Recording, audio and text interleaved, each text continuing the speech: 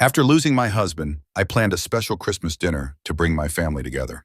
But my children one by one made excuses, abandoning me to sit alone. Then my grandson burst in, revealing they were all together just blocks away. He stood there holding an envelope, a look in his eyes promising change. This is my story. Please like, share, and tell me where you're listening from. The scent of pine and cinnamon usually filled my home with a comforting embrace during the holidays, but this year it felt hollow. 6 months had passed since Arthur left me. 6 months since his booming laugh had echoed through these halls. 6 months since our lives had been inextricably linked. This Christmas, I was determined to reclaim a piece of that warmth, to pull my scattered family together, if only for a few hours. I believed a lavish dinner at Leonard Dana, one of the city's most exquisite restaurants, would be the perfect setting. I spared no expense, booking a private alcove for six and pre-selecting a menu that I knew Arthur would have adored. The reservation alone, along with the preliminary menu choices, had already amounted to nearly $800, a sum I gladly spent, fueled by the desperate hope of reconnecting with my children and grandchildren. I had envisioned us all together again, sharing stories, laughter, and the quiet comfort of being a family. But my beautiful vision began to crumble just 2 days before Christmas Eve. My daughter Clara called first. Her voice, usually bright and effervescent, sounded strained, almost too casual. "Mom, about dinner Saturday," she began, a pause hanging in the air. "Lily's not feeling well, a bit of a cough, maybe a fever starting. I really think it's best we stay home." My granddaughter Lily, at 8 years old, was a robust child, rarely sick. I felt a prickle of unease.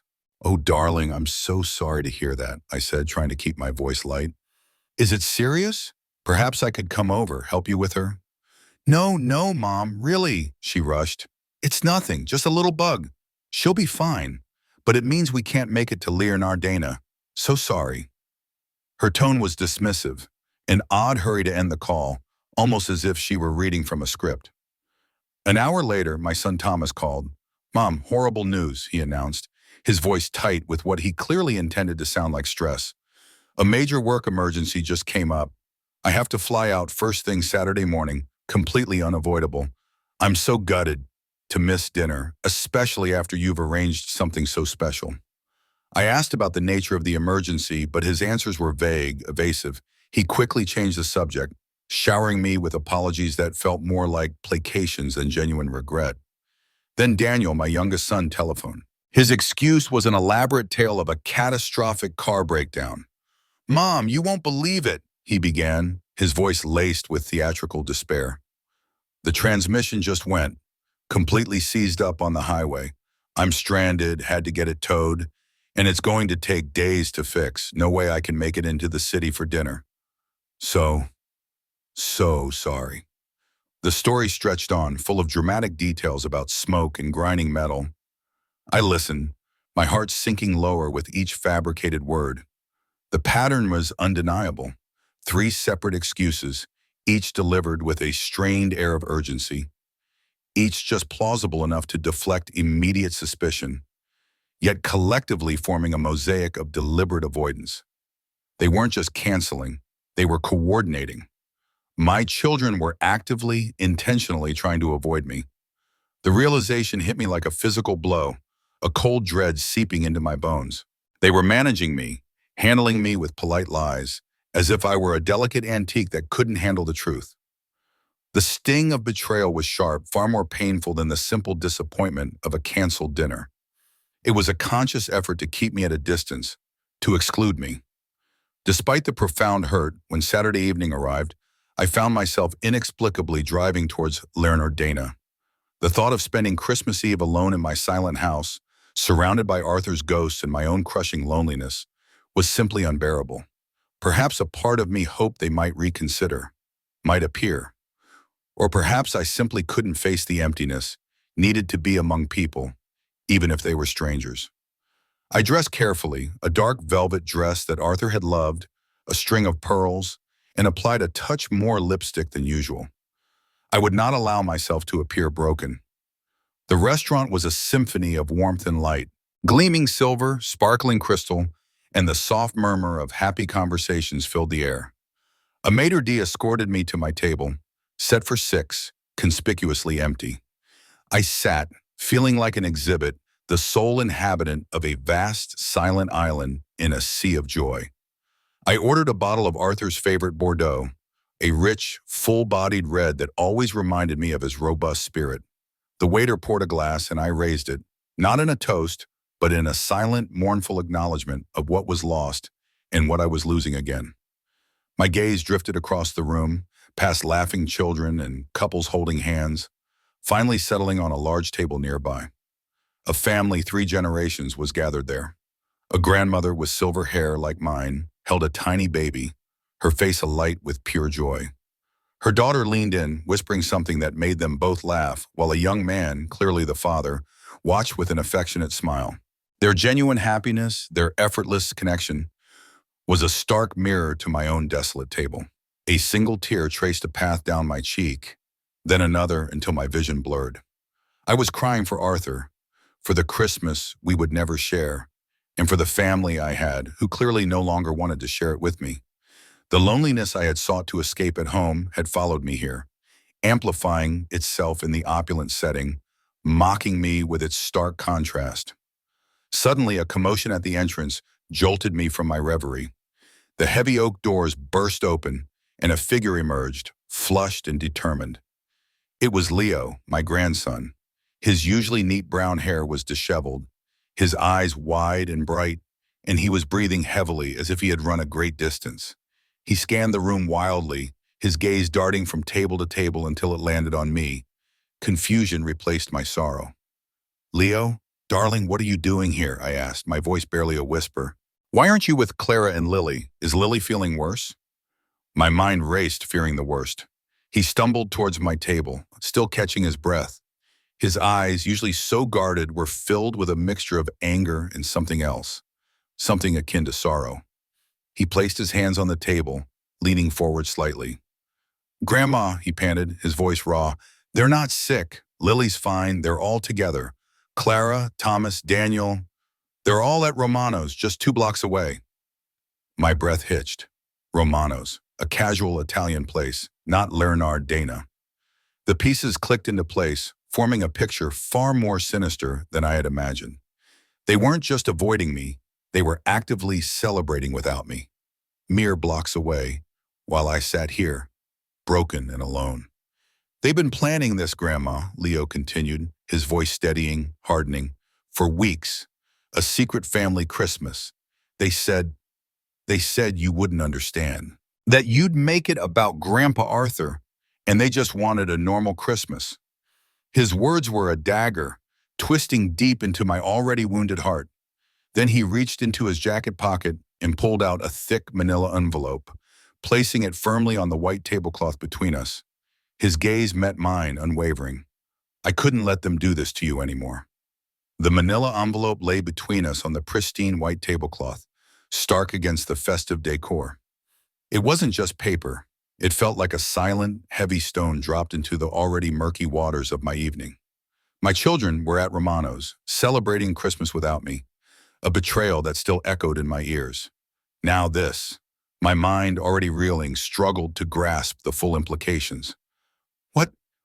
What is this, Leo?" I managed, my voice a frail whisper, barely audible above the distant hum of the restaurant. My eyes, still stinging from tears, fixed on his face, searching for answers. Leo hesitated, his gaze flickering from the envelope to my face, then back again. He took a deep, shuddering breath, his chest still heaving from his hurried arrival. "It's Grandpa Arthur's will, Grandma," he said, his voice thick with emotion, barely above a murmur. "From Mr. Sterling's office. It was delivered to Mom's house today." My heart gave a painful lurch. Mr. Sterling, Arthur's longtime attorney, a man of impeccable integrity. If it was from his office, it was official, indisputable. "Arthur's will?" I repeated, a new wave of confusion washing over me. "But why would that be here, and why did you bring it?" His eyes welled up, and a tear escaped, tracing a path down his flushed cheek. He reached out, his hand trembling slightly as he pushed the envelope closer to me. He left everything to you, Grandma Ilara," he choked out, the words catching in his throat. "The upstate house, All the investments, the savings, everything. He paused, taking another ragged breath, then added, "That's why they're so angry. That's why they're at Romano's." My brow furrowed. Everything? To me? My mind immediately went to Arthur's careful planning, his unwavering devotion to ensuring my security. It made perfect sense. I was his wife, his partner of 45 years. We had built our life together, our assets intertwined. But why would that upset them? I asked, genuinely bewildered. Why would my inheritance from my husband make them angry? To me, it was simply Arthur's final act of love and provision. I never imagined it would become a weapon. Leo shook his head slowly, his pain palpable. Because Grandma, they've been telling everyone and themselves for years that Grandpa was leaving most of his money and property to them. They had it all planned out. He looked down at his hands, his knuckles white against the dark wood of the table. Mom, Clara, she was convinced the upstate house was hers. She'd already started looking at renovation plans, talking about turning it into some kind of rental property or a family retreat. He gestured vaguely. Thomas, he needed money for his business ventures, always complaining about needing capital. And Daniel had a mountain of debts he expected Grandpa's inheritance to clear. The pieces began to click, forming an ugly picture of avarice and entitlement. My children, my own flesh and blood, had not just hoped for an inheritance of him, they had presumed it, carved it up among themselves even before Arthur was gone. They had constructed an entire fantasy around Arthur's wealth, and when the reality of his will shattered their illusions, their disappointment had curdled into resentment and now this cruel act of exclusion. They knew, Grandma, Leo added, his voice barely audible. They knew the contents of the will for months, maybe even longer. Mr. Sterling sent a draft version to Mom and Thomas for review a while back. They just convinced themselves it wasn't final, or they could change Grandpa's mind. The weight of this revelation was immense. This wasn't a snap decision based on a fresh disappointment. This had been festering, a premeditated betrayal. As I absorbed this fresh blow, Leo reached into his jacket again, pulling out a second, much thinner document. This one was folded precisely, the corners crisp. There's something else, Grandma Ilara, he said, his voice now laced with a new kind of trepidation. Grandpa commissioned this before he passed. With trembling hands, I took the document. It was a day test report. My eyes scanned the header, genetic paternity and kinship analysis. Below it, names, Arthur Davies, Ilara Davies, Clara Davies, Leo Davies. My blood ran cold. It compared Leo's DNA to Arthur's, to mine, to Clara's. The scientific language swam before my eyes, percentages and probabilities, but the implications were undeniable, horrifying. I looked up at Leo, my mouth dry, unable to form a single coherent word. The boy, my grandson, who had just delivered the most devastating news of my life, was now about to deliver another. His voice dropped to a whisper, barely carrying across the table, his eyes fixed on mine, full of a pain that mirrored my own. I'm not really your grandson, Grandma Ilara, he confessed, the words tearing through the last vestiges of my old world. I'm not Mom's biological son. The air left my lungs in a ragged gasp. My world, already tilting precariously, spun violently, threatening to topple me into an abyss. Every memory, every shared laugh, every hug, every holiday with Leo suddenly had a different context. A lie. It was all built on a lie, he continued, his voice gaining a quiet strength, fueled by a desperate need for truth. Clara adopted me when I was 2 years old. My birth parents, they weren't able to keep me. She hid the truth from everyone. She made sure no one knew. She told me when I was much older, but she made me promise not to tell you or Grandpa Arthur. His gaze was steady, unwavering. She used me, Grandma, for 15 years. Used me to get money from you and Grandpa. For my education fund, for medical expenses, for my future. All of it, just another way to drain your money, to keep you invested in what she wanted you to believe was our family. The full weight of the deception crashed down on me. Not only had my children abandoned me, Not only had they plotted against me for Arthur's inheritance, but one of them, Clara, had woven an elaborate, insidious lie around the very existence of my grandson, the child I had loved and nurtured as my own for so long. The betrayal was so profound, so utterly cruel, that it took my breath away. Yet as my world crumbled around me, a new, unexpected truth began to emerge from the wreckage. Leo, this brave, heartbroken young man sitting opposite me, was the only one who had acted with integrity. He had sacrificed his place in the family he knew, risked everything to bring me the truth. He was not my biological grandson, but in this moment of raw honesty, in this shared pain and courage, a connection, real and unbreakable, began to form between us. My biological family had betrayed me, but Leo, the outsider, had chosen me.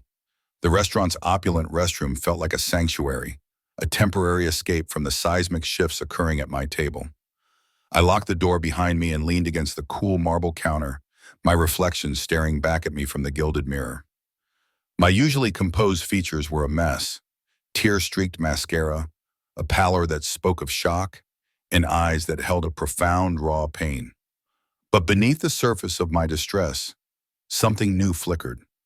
A resolve, a quiet awakening. I splashed cold water on my face again and again, feeling the chill awaken my senses, wash away the vestiges of sorrow, and harden my gaze.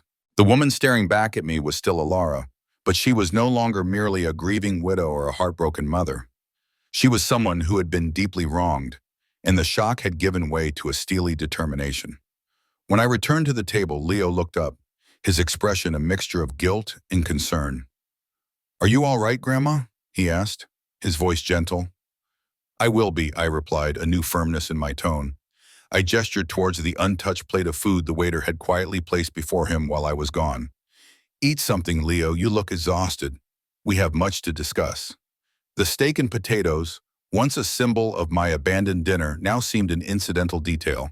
He tentatively picked up his fork, and I watched him, a strange sense of protective calm settling over me. He had risked so much for me. He was truly the only family member who had acted with love and honesty. "Tell me everything, Leo," I urged, picking up my own glass of Bordeaux, taking a steadying sip. "From the beginning, the will reading at Mr. Sterling's office." He nodded, taking a bite of food, gathering his thoughts. "It was tense," he began, his voice softer now, less frantic. "Mom, Uncle Thomas, and Uncle Daniel were all there. They arrived together, actually. They seemed really confident, almost smug, like they already knew what was going to happen." He paused, chewing slowly. "Mom even spent the morning talking about the upstate house.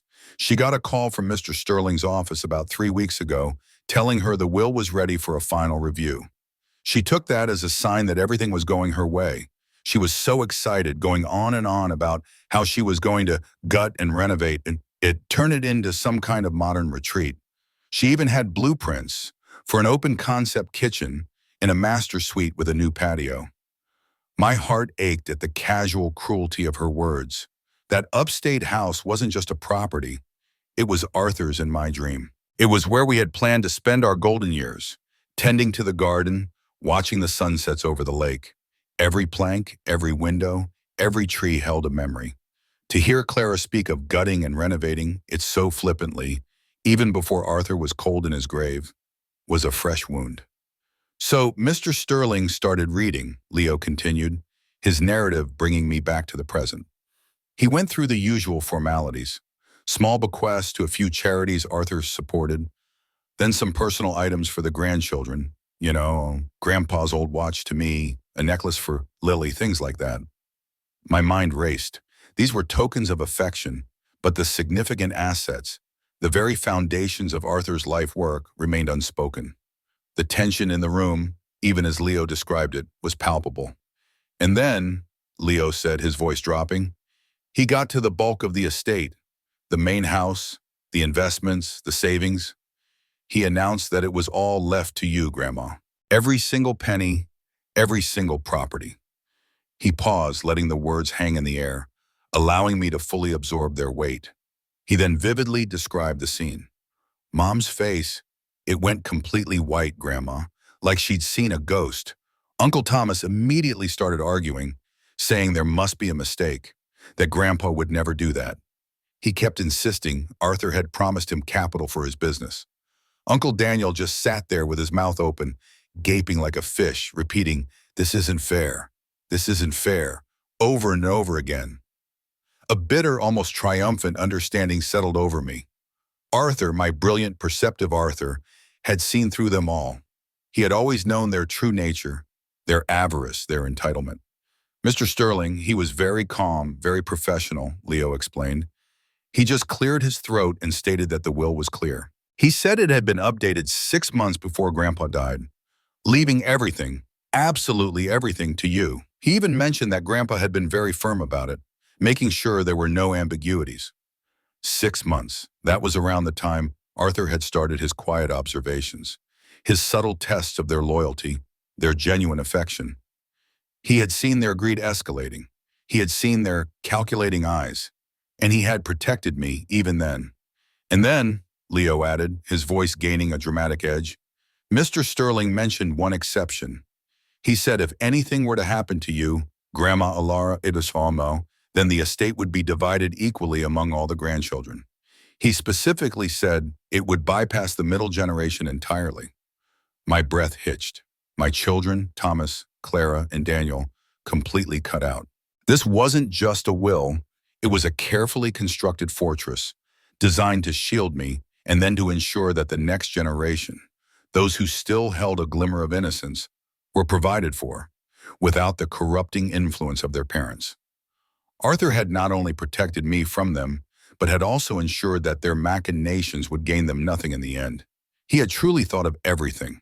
My love for him, already boundless, deepened even further, laced with a profound gratitude. Even from beyond the grave, he was my protector. And that's not all, Leo continued, his voice dropping again, a conspiratorial whisper. After the initial uproar died down, and Mr. Sterling had calmly stated that the will was legally ironclad, he pulled out a second envelope. He said this one was only to be opened if the will was disputed or if there were any questions about family relationships. Leo's eyes darted to the manila envelope still resting on the table. That's why I brought it both. This one, Grandma, is that second envelope. As Leo pointed to the second manila envelope now lying beside Arthur's will on the table, a sudden memory flashed through my mind. Arthur. In his final months, he had been different, quieter. His eyes, usually so full of vibrant life, would often hold a distant, thoughtful gaze during family gatherings. He would watch everyone, particularly Clara, Thomas, and Daniel, with an intensity I hadn't fully understood at the time. I had simply attributed it to his encroaching illness, to a man contemplating his legacy, preparing for the inevitable. Now, a cold shiver ran down my spine. He hadn't just been accepting, he had been observing, investigating. Mr. Sterling opened it, Leo stated, his voice hushed, breaking into my thoughts. After Mom, Thomas, and Daniel had calmed down a bit, after he insisted the will was ironclad, he said Grandpa had given him instructions to open this second envelope only if there was any dispute or if family relationships were questioned. My gaze was glued to the envelope.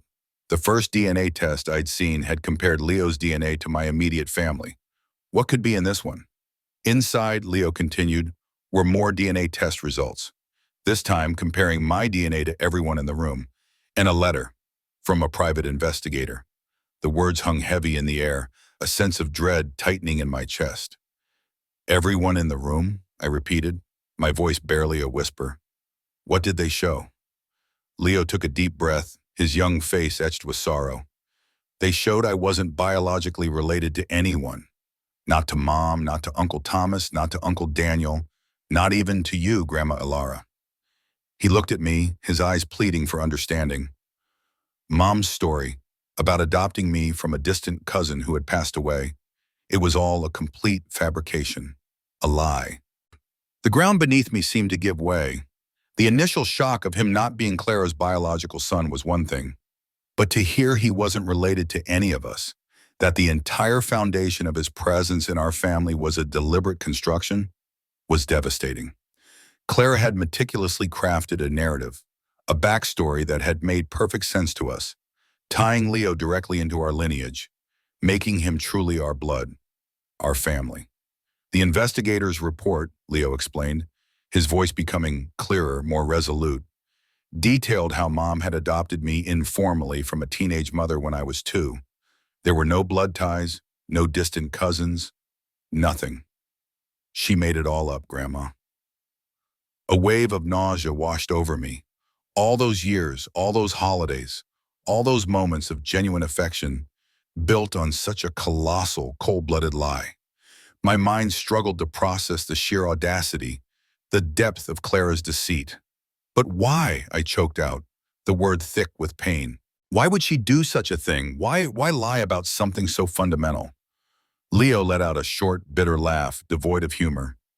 It was a sound that spoke of years of suppressed anger and resentment. Money, Grandma. It's always been about money. He leaned forward, his voice a low growl. She concocted the whole orphaned great-nephew story to exploit your and Grandpa Arthur's generosity. She knew you both had big hearts and you'd want to help a family member in need. My heart ached, a fresh, searing pain. My mind drifted back, memories flashing like painful photographs. All those checks I had written, so many checks.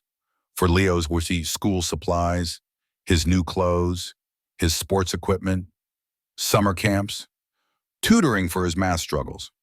Each time Clara would present a convincing story, a detailed list, and I, ever the doting grandmother, ever wanting to provide for my great-nephew, would write the check without hesitation. I genuinely believed I was investing in his future, nurturing a member of my extended family.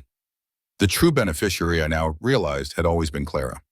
The investigator's report detailed it all, Leo said, confirming my worst fears. Nearly $200,000, Grandma. That's how much she extracted from you and Grandpa for my fabricated needs over the last 15 years. $200,000. A staggering sum. It was not just the money, though. That was considerable. It was the deliberate, systematic manipulation, the exploitation of our love and trust, all under the guise of familial care. It was a betrayal so profound it felt like a violation. Leo hesitated, then looked me directly in the eyes. That's not all, Grandma. The investigator found other things. Mom had been telling people you had memory problems, hinting you weren't capable of managing your own finances, trying to get power of attorney. He swallowed hard. Uncle Thomas, his business loans from Grandpa were never repaid, just more handouts he never intended to return. And Uncle Daniel, his family emergencies were just gambling debts he expected Grandpa to clear. The mosaic of their deception was now complete, a vast tapestry of greed, deceit, and exploitation. They hadn't just deceived me about Arthur's will or Leo's identity. They had systematically bled us dry, draining our resources and our trust, all while maintaining the facade of a loving, respectful family. She coached me, Grandma, Leo confessed, his voice tinged with shame, but also with a defiant honesty. Before every visit, every holiday, she would tell me exactly what to say, how to act, to be extra grateful, to talk about how much I loved the new school supplies or the new shoes you bought me. It was all a performance to ensure the money kept coming. His eyes were full of a deep, complicated sorrow and a quiet rage. After Mr. Sterling revealed everything, Leo continued, describing the aftermath of the will reading. They were furious, Grandma, absolutely livid. They didn't even talk to me. They just started shouting at Mr. Sterling, threatening to contest the will, to prove Grandpa Arthur was incompetent when he made it.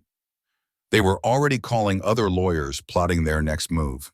He clenched his jaw, his eyes darkening with a memory of that scene. They want to destroy everything, Grandma. They want to tear down everything Grandpa built, just because they didn't get what they felt they were owed. The silence that followed Leo's revelations was thick, heavy with the weight of shattered trust and exposed lies. My mind reeled, trying to reconcile the loving grandmother I believed myself to be with the unwitting participant in such a grotesque deception. I looked at Leo, his young face a mask of weary vulnerability, and saw not a fraudulent heir or a non-biological grandson, but a brave, honest young man who had just saved me from an even deeper betrayal. Grandma Alara, Leo began, his voice soft, almost hesitant. I know what this all means. I know I'm not really part of your blood family. But I want you to know something. He met my gaze, his eyes shining with a profound sincerity.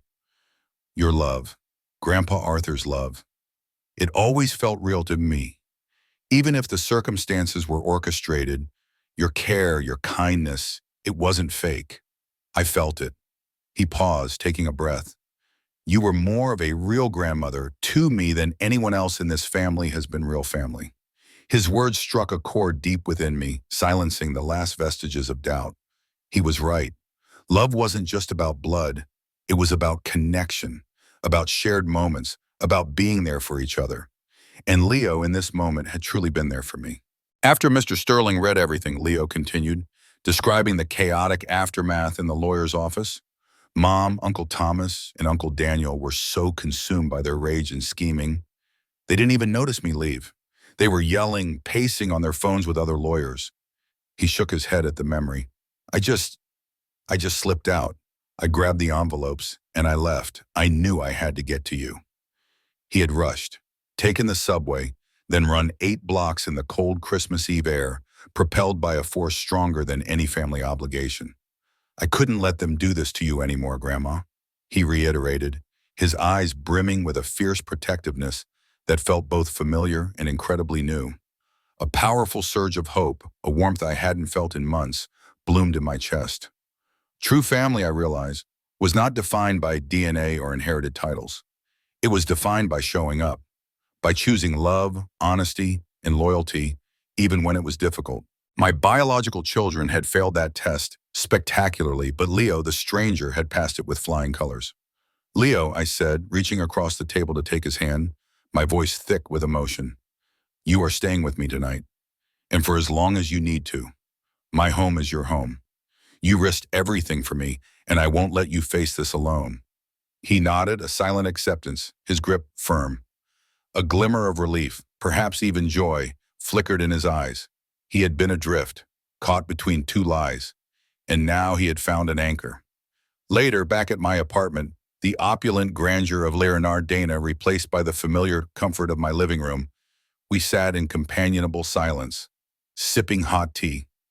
The Christmas tree lights twinkled softly, a stark contrast to the emotional storm we had just weathered. I suspected for a long time, Grandma, Leo admitted, breaking the quiet. About not being biologically related, I mean. There were always little things, medical inconsistencies.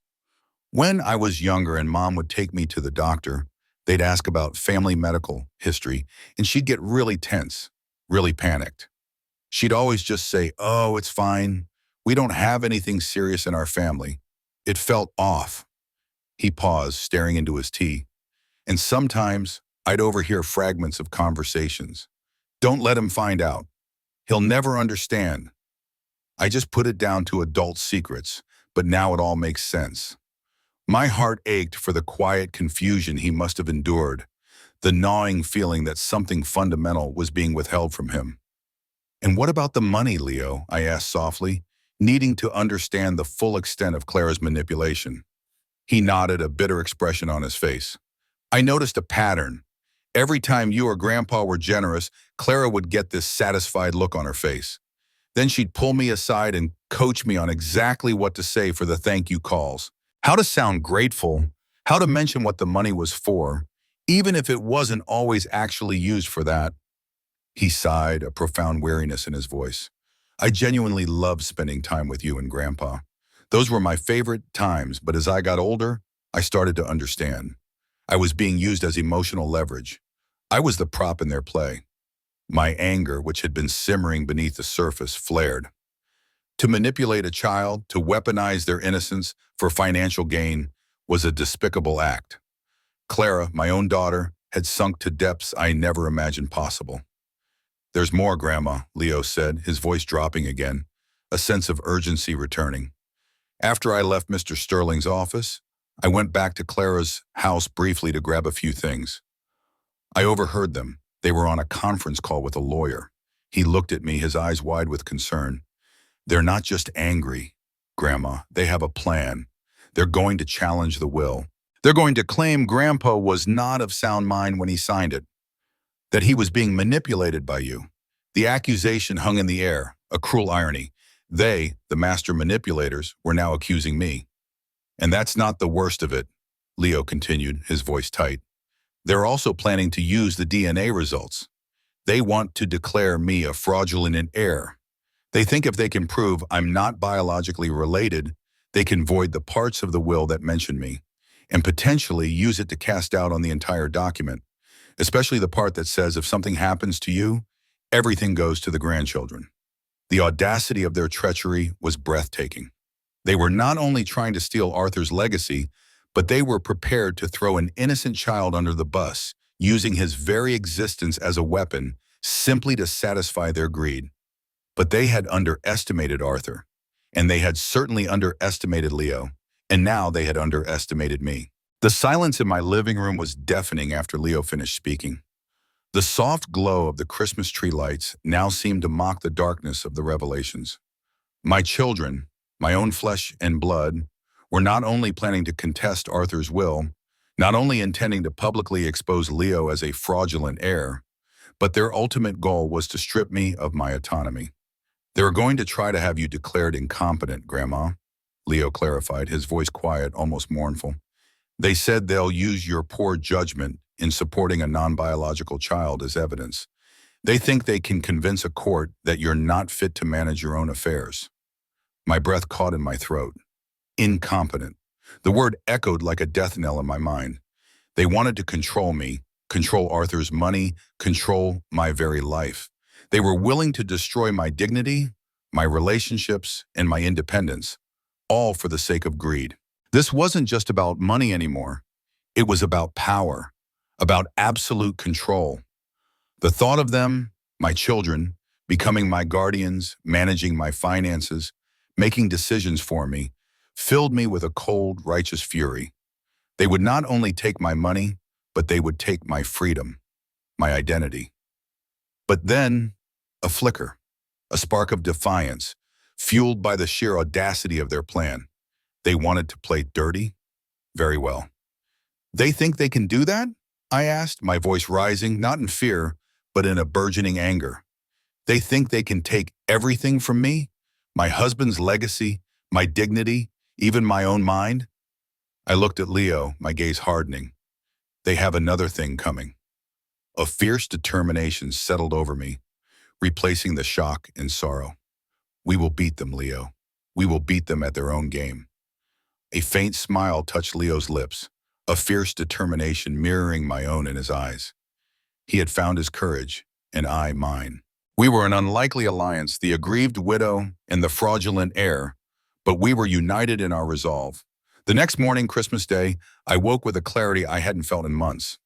The grief for Arthur was still there, a dull ache, but it was now tempered by a burning desire for justice.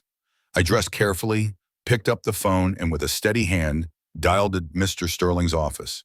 It was Christmas, but I knew Arthur's attorney was a man who worked tirelessly, and his emergency line would be answered. He picked up on the second ring, his voice calm and professional. Mr. Sterling, I began, my voice firm despite the tremor in my hands. I've spoken with Leo. I understand everything. We need to talk. He listened patiently and then, without hesitation, agreed to meet me at his office. Mrs. Davies, he said, his voice reassuring, I understand. Arthur had anticipated this. He left additional documents with specific instructions for their release, should a situation like this arise. When I arrived at his office, the quiet hum of the deserted building somehow amplified the seriousness of our meeting. Mr. Sterling, a man of quiet gravitas, sat behind his large mahogany desk. He looked at me with a sympathetic but determined expression. Mrs. Davies, he began, Arthur was a man of extraordinary foresight. He was deeply concerned for Leo's welfare, of course, but he had also grown increasingly suspicious of your children's constant financial requests. The emergencies, the loans, the investments, they were becoming too frequent, too elaborate. My heart ached again, this time with a profound admiration for Arthur. He had known. He had quietly carried this burden, protecting me even as he faced his own mortality. 18 months before his passing, Mr. Sterling continued, opening a large folder, Arthur hired a private investigator. He wanted to understand the true financial situation of your children and particularly the actual beneficiaries of the funds you and he were generously providing. He then began to lay out the evidence piece by damning piece. First, he presented a series of photographs. This, he said, pushing a glossy print across the desk, is Clara, leaving a luxury spa, carrying an expensive shopping bag. It was taken 3 days after she had called you, Mrs. Davies, claiming she couldn't afford Leo's school supplies and needed an urgent transfer. My eyes widened in disbelief and disgust. The image of Clara, pampered and self-satisfied, contrasted sharply with her tearful pleas for Leo's future. Next, another photograph. And this, Mr. Sterling continued, is Thomas, at a very expensive restaurant, entertaining clients. The same day he borrowed $3,000 from you, Mrs. Davies, for what he described as emergency medical expenses for a critical business partner. The hypocrisy was stomach-churning. My children living lavish lifestyles while feigning financial distress to extract money from us. Then came the clincher. Mr. Sterling slid a stack of meticulously organized bank statements and transaction records across the table. These, he stated, his voice devoid of emotion, are irrefutable. They show the immediate transfers. Every time you or Arthur would send funds for one of their emergencies, or investments, or Leo's needs, the money was instantly transferred from their accounts to various luxury retailers, high-end vacation resorts, and other extravagant purchases. None of it, Mrs. Davies, went to actual emergencies. None of it was for Leo. It funded their extravagant lifestyles. My vision blurred, not with tears of sorrow, but with the white-hot rage of betrayal. Hundreds of thousands of dollars, meticulously documented, stolen from us under the guise of familial need. Arthur had built a meticulous case, a fortress of undeniable truth. He hadn't just suspected, he had known, and he had planned. He had laid the groundwork for justice, even from beyond the grave. As the bank statements lay scattered across Mr. Sterling's desk, irrefutable proof of my children's avarice, I felt a cold knot of dread tighten in my stomach. The financial abuse was stark, undeniable, but Mr. Sterling wasn't finished. Arthur went even further, Mrs. Davies, when he said, his voice grave. He reached for a small, unassuming digital recorder. He also made audio recordings of many family conversations. My eyebrows shot up in surprise. He explained to your children that his hearing was worsening in his old age, and that using the speakerphone during calls or placing a small recorder on the table during visits helped him remember details. They never suspected a thing. A shiver ran down my spine. Arthur, my astute, brilliant Arthur, had been playing a long game, a meticulously planned defense against their inevitable attack. Mr. Sterling pressed play. The room filled with the crackle of a recording, then the familiar voices of my children. The date stamp indicated it was from 6 weeks before Arthur's death. They were discussing my future care needs. Clara's voice, saccharine sweet yet subtly condescending, was the first I recognized. Mom's been a little forgetful lately, hasn't she, Dad? She repeats herself a lot. Thomas chimed in, yeah, I've noticed it too. Maybe it's time we got more involved. For her own good. My heart hammered against my ribs. The thinly veiled insinuations, the insidious undermining of my competency, were devastating to hear. Then Daniel's voice, always the most overtly manipulative, spoke. I think we should get added to her bank accounts, Dad, and look into getting power of attorney, just to make sure everything's managed properly. They framed their suggestions as being proactive, protecting me from overwhelming financial decisions due to my age. I listened, horrified, as they systematically chipped away at my autonomy, my very worth as an individual. The conversation then veered chillingly to Leo. Thomas's voice, dripping with contempt, became audible. And frankly, Dad, all this money on Leo, he's not even really family, is he? That college fund could go a long way towards Mom's assisted living, if it comes to that. Daniel quickly agreed, right, it's just a waste. We need to be sensible. My blood ran cold. They had been discussing Leo's lack of biological connection for months, probably years, using it as justification to deny him a future, while simultaneously plotting to use that very fact against me. Then Arthur's voice. It was slow, deliberate, but there was an unmistakable undercurrent of controlled fury, a dangerous edge I rarely heard. Leo is family, and he stated, his voice unwavering, and his future is secured. My wife's finances are her own, and she is perfectly capable of managing them. I will not tolerate any attempts to usurp her authority or dictate her decisions. His voice, though weakened by illness, held an iron resolve.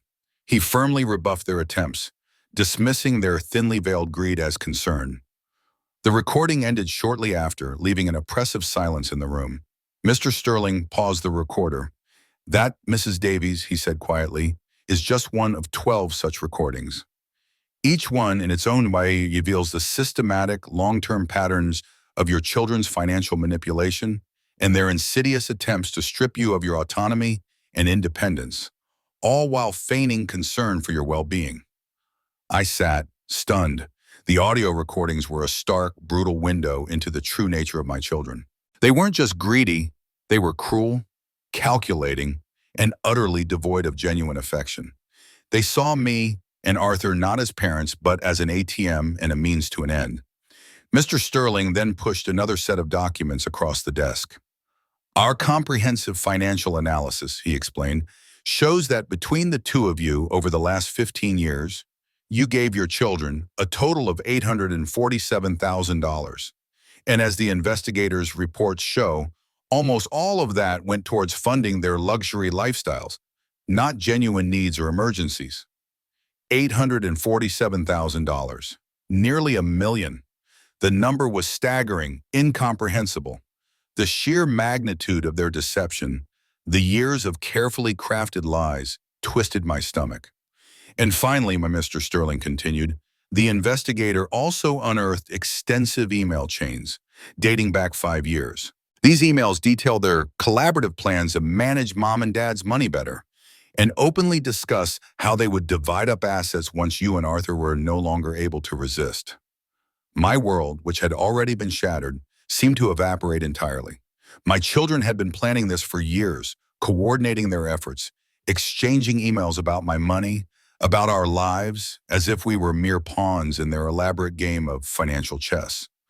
However, Mr. Sterling said, his voice firm, bringing me back to the present, Arthur, being Arthur, anticipated every single one of these moves. He reached into a drawer and pulled out a thick bound document. He placed it before me. The title, boldly printed on the cover, read, Protection Protocol for Alara Sterling. It was a 15-page document, meticulously detailed, outlining a counter-strategy for every possible move my children could make.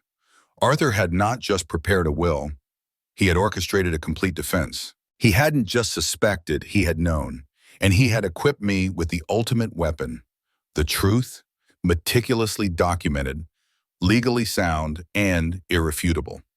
The protection protocol for Alara Sterling was a masterpiece of legal strategy, a testament to Arthur's brilliant mind and unwavering love. Mr. Sterling meticulously walked me through each clause, each contingency.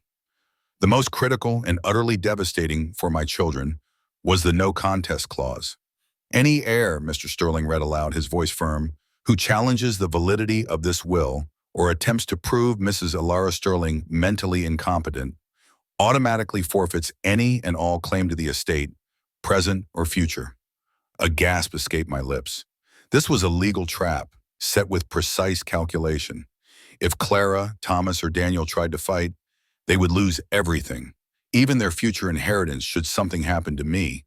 Arthur had ensured that their greed would be their undoing. Furthermore, Arthur had established a sophisticated trust designed to activate automatically if my mental competency was ever challenged. Should such an attempt be made, Mrs. Davies, Mr. Sterling explained, all assets will immediately transfer into this independent trust, managed by a neutral, court-appointed trustee. Your children would gain no control whatsoever. Arthur had not only foreseen their malicious intentions, but had brilliantly insulated me from their attacks. Before I left, Mr. Sterling handed me a final sealed envelope. It was cream-colored, with Arthur's elegant, careful handwriting on the front. For my beloved Alara, when you're ready to fight back. My hands trembled as I took it, the weight of his enduring love and foresight almost overwhelming. The next day, Leo and I drove to the upstate house. The journey was filled with a quiet understanding, a shared sense of purpose. As the city gave way to rolling hills and dense forests, memories of Arthur flooded my mind. Our first visit to this property, the excitement of planning our future here, his booming laughter as we walked the land. This house wasn't just bricks and mortar, it was the embodiment of our shared dreams, our sanctuary. As we turned onto the winding gravel driveway, the house came into view. It appeared exactly as we had left it, sturdy, serene, nestled among the tall pines. The porch swings swayed gently in the breeze, the windows reflecting the winter sky. It was familiar, comforting, and now it felt profoundly mine, imbued with a new sense of belonging, a defiant statement against the avarice that had tried to claim it. Inside, the air was cool but fresh.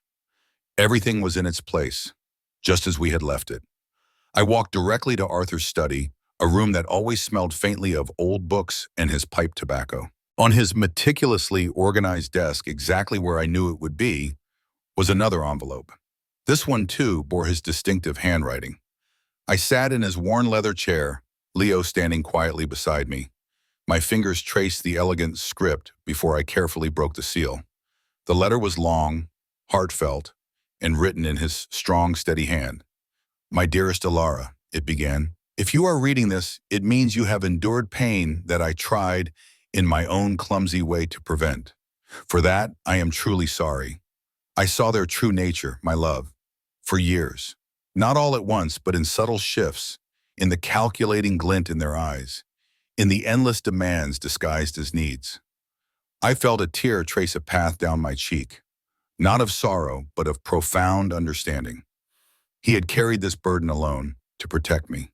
Please know," Arthur continued, "that every action I took, every clause in the will, every document gathered, was motivated by my boundless love for you, not by anger towards them. I could not, would not, leave you at their mercy to be exploited and controlled by their insatiable greed." He then addressed the pain I felt as a mother. "You did not fail as a mother, Alara. Never believe that. Your children failed. They failed to appreciate your unconditional love, mistook your generosity for weakness, and believed your compassion was their entitlement. That is their failing, not yours. You gave them everything, and they saw it only as not enough." His words were a balm to my aching soul. For months, I had carried the burden of guilt, wondering where I had gone wrong. Arthur, even in death, was absolving me, reminding me of my own worth. "My only regret," he wrote, "is that I did not intervene sooner, more overtly. But I could not bring myself to force you to choose between your children and me. It was a choice I knew would break your heart, so I chose to prepare for a future where you would not have to make it." He continued, his words imbued with his fierce spirit. "You are a strong, intelligent, independent woman, Alara. Never forget that. You are not obligated to sacrifice your peace, your dignity, or your hard-earned security for their endless demands. My will is a shield, my love, a protection against their avarice. Use it. Live your life free from their shadow." Then a paragraph about Leo. "And Leo, Arthur, he is a good boy, loyal, honest, and truly loving. He reminds me of the best of us. I've set up a separate education fund for him entirely outside the will, so his future is secure, no matter what happens." My heart swelled. Arthur had looked after Leo too, ensuring his independence from Clara. The last paragraph held a final surprise. "And finally, my darling, a gift for our 50th anniversary, which we will, I trust, celebrate in spirit. The deed to the adjacent lot, the one with the old apple orchard. I bought it years ago, planning for us to build a small guest house there for our grandchildren, a place for new memories. I leave it to you, my love. Build something beautiful there, for us, for your future, for joy." I looked up, tears streaming freely down my face, but this time they were tears of love, gratitude, and a fierce, renewed hope. Arthur had not left me broken and alone. He had left me empowered, protected, and with a path forward, not just for myself, but for Leo. Arthur's letter concluded with a chillingly accurate warning. "They will try to apologize, my love," he wrote. They will try tears and false remorse, just as they will try anger and threats. Do not be swayed. They will never truly change. Their character is fixed, their greed insatiable. Your peace, your happiness is paramount. Guard it fiercely. I folded the letter, a profound sense of relief washing over me, mingled with a fierce determination. Arthur, my wise, loving Arthur, had given me not just wealth, but something far more precious: permission. Permission to protect myself, permission to choose my own path, permission to finally be free. From Arthur's study, the same room where he had meticulously unraveled their deceit, I made 3 phone calls. The first was to Clara. Her voice, when she answered, was guarded, then quickly turned to feigned concern. "Mom, where are you? We've been worried sick." "Don't bother, Clara," I stated, my voice steady, devoid of emotion. "I know everything. Arthur's will, Leo's DNA, your schemes, everything."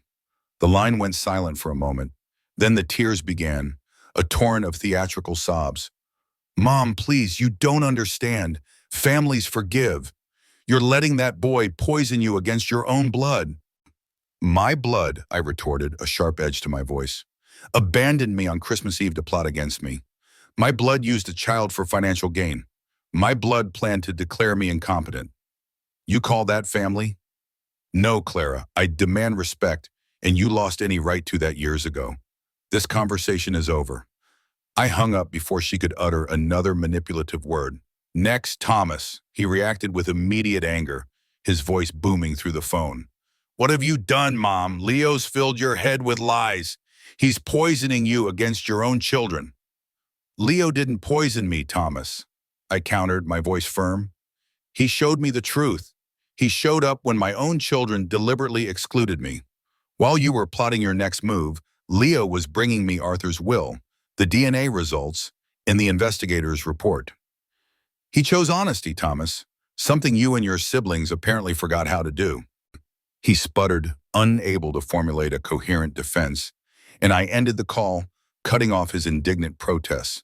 Finally, Daniel, he was the most honest of the 3, perhaps too naive to fully grasp the depths of their deceit. His voice was subdued.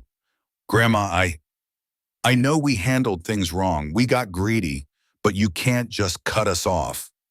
"Oh, Daniel," I said, a sigh escaping my lips. "I can, and I will. Arthur's protection protocol ensures that. You made your choice years ago. Every time you asked for another loan you never intended to repay. Every time you spoke of my memory problems. You chose greed over family. Now you live with the consequences." He remained silent, perhaps the weight of the truth finally settling on him. I didn't wait for his apology or his excuses. I simply hung up. 6 months later, life felt utterly transformed. Leo thrived.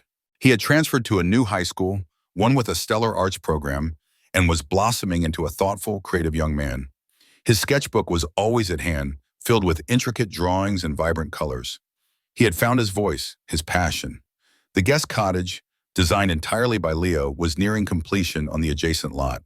It was a modern, light-filled space, a testament to his talent and a symbol of his new home, his fresh start. He still lived with me in the main house, but the cottage was his passion project, a tangible manifestation of the future we were building together. My own life had found a new rhythm. I had cultivated a chosen family, a circle of genuine connections. Mrs. Albright, my delightful neighbor, whose sharp wit and warm heart filled many an afternoon with laughter. Dr. Hayes, my compassionate physician, who had subtly sensed my emotional distress long before I understood its cause. Ben, the kind-hearted young man who tended to my garden, and his spirited wife, Chloe, who often brought over freshly baked goods.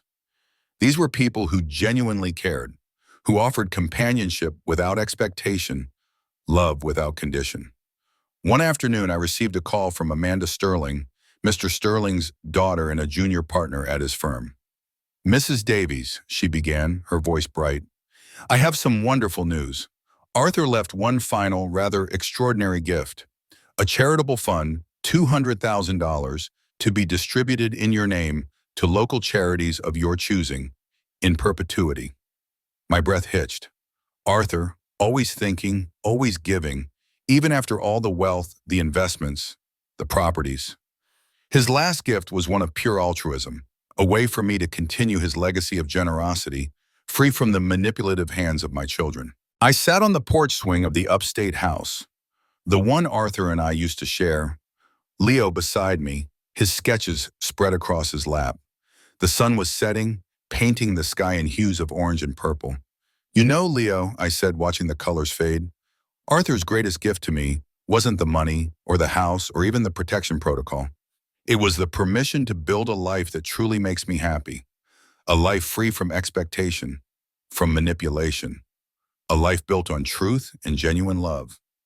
I turned to him, my hand resting gently on his arm. And you, my dear boy, you are a part of that truth. You are a part of that love. Blood doesn't make family, Leo. Love makes family. Choice makes family. Showing up makes family. He smiled, a genuine, radiant smile that reached his eyes. I know, Grandma Ilara, he said. I know. We sat in comfortable silence, envisioning our future. Leo going to art school, returning home for holidays, his laughter echoing through these rooms. New memories, untainted by deceit, built on a foundation of respect and affection. I held Arthur's final letter, a constant reminder of my worth, a testament to a love that had protected me and a freedom I now deserved. Peace, respect, and unconditional love. They were mine, at last,